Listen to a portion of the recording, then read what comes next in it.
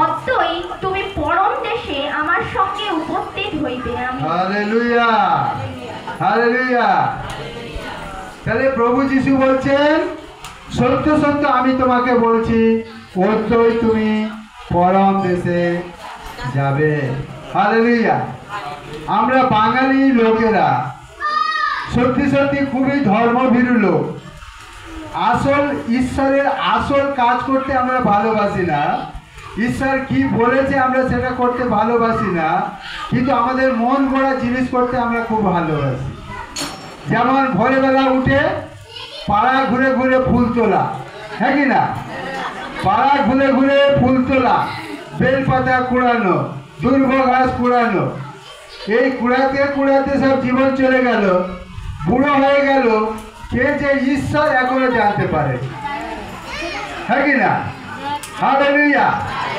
ঈশ্বর মৃত্যুঞ্জয়ী বলে বেড়ায়, কিন্তু কে যে প্রকৃত মৃত্যুঞ্জয়ী ঈশ্বর তার সন্ধান এখনো পায়নি। জিজ্ঞাসা করো তোমার ঈশ্বরকে, যদু মধু অনেক কথা বলবে, যদি জিজ্ঞাসা করো সে কি মৃত্যুকে জয় করেছে, বলতে পারবে না। যে একজন মৃত্যুকে জয় করেছে এমন ঈশ্বরের নাম তুমি জানো, বলতে পারবে না।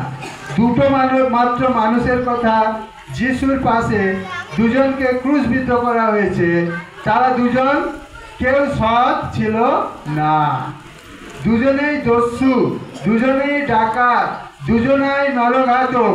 আমরা যত মানুষ এখানে আছি আমরা সবাই পাপী ছিলাম। হালেলুয়া। বাইবেল বলছে যখন আমরা পাপী ছিলাম তখন খ্রিস্ট আমাদের জন্য মরেছেন। হালেলুয়া।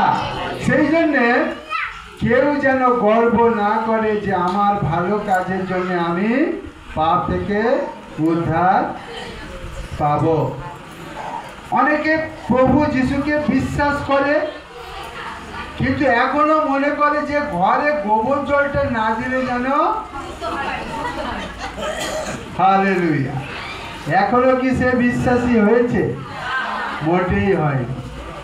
হালেলুয়া। ওই জন্য যে গোবর জল ভালোবাসে তার ঘর পাকা কোনোদিন হবে না। হালেলুয়া।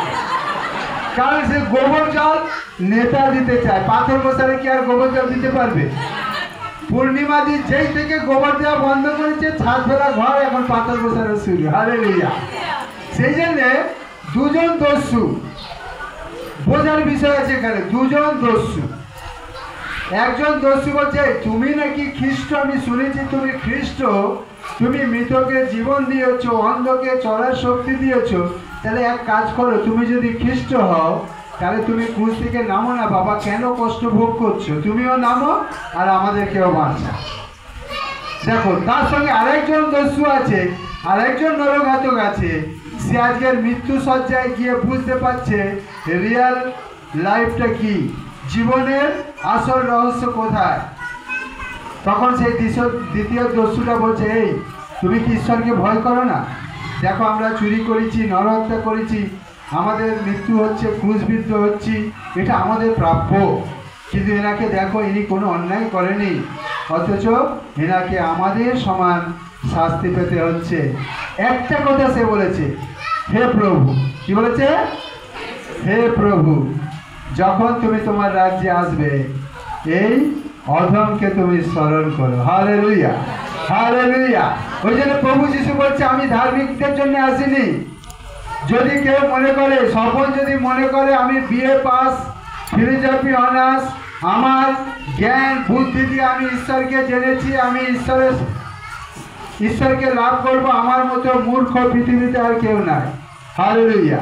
সত্যি সত্যি বলছি, আমি যে যিশুকে বিশ্বাস করেছি, বাইবেল পড়েছি, ভালো লাগে বলে ভাবলাম তাহলে যিশু তো ভালো, যিশুর লোকেরাও ভালো, চলো যিশুর পিছনে চলতে শুরু করলাম। কিন্তু সত্যি সত্যি বলছি, আমি যিশুকে রিয়েলি যে ভালোবাসাটা আমি তখনও ভালোবাসতে পারিনি।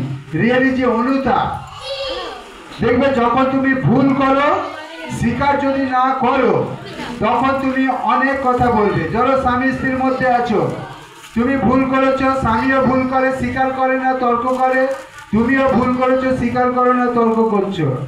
তোমার ভুলটা তুমি না স্বীকার করে কি বলছো?